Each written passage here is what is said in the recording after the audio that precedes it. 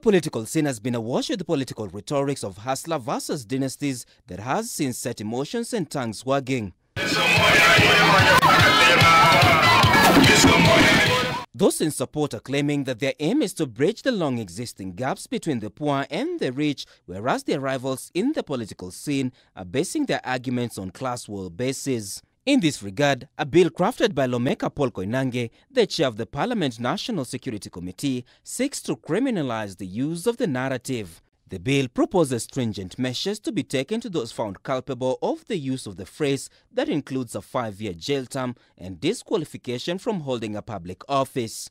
In a rare move, ODM leader Raila in a statement says the bill would return the country back to the retrogressive days where freedom of speech was non-existent. Odinga says he strongly appeals to members of parliament to drop any attempts to legislate against this otherwise deadly slogan and allow Deputy President to continue with his campaigns without being inhibited. President Kenyatta is among those that have cautioned the use of the slogan as it propagates divisive politics, with his most recent rebuttal of the narrative evoking a nationwide conversation. Wale ambao waliongea kama unachoka na familia hii, unachoka na familia hii, sasa ni nafasi sijui ya nani. Basi kama hiyo ndiyo thinking ama logic, hata mimi naweza nisimame hapa basi niseme kuna jamii tu mbili za Kenya ambazo zimetawala, labda ni nafasi ya jamii nyingine pia kutawala. Raila, on the other hand, says it should be the duty of all Kenyans who feel angered with the narrative to educate Kenyans on the need to stay off the dynasty and hustler conversation, which he likened to the 1993 era when the Nazi Party profiled German society on the lines of race, social classes, and tribe.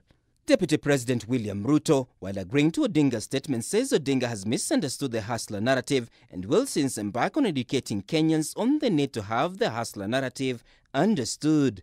For Kenya, use of slogans are not a new thing, as politicians would most often than not use slogans that tend to resonate with the country's electorate in a bid to woo them to support their agenda by voting them in. This, in most instances, given Kenya's political landscape that is mostly campaigned on tribal alignments, ends up being catastrophic. Slogans such as 42 versus 1 would end up becoming an argumentative point when the political class faced the International Criminal Court following the much divisive 2007 election. Given the political temperatures ahead of the much-touted BBI referendum and the coming 2022 general election, ODM leader Raila Odinga is asking Kenyans to see through what he calls divisive and potentially deadly rhetoric that attacks on fellow Kenyans and reject it with finality. Martin Opio, K24 TV.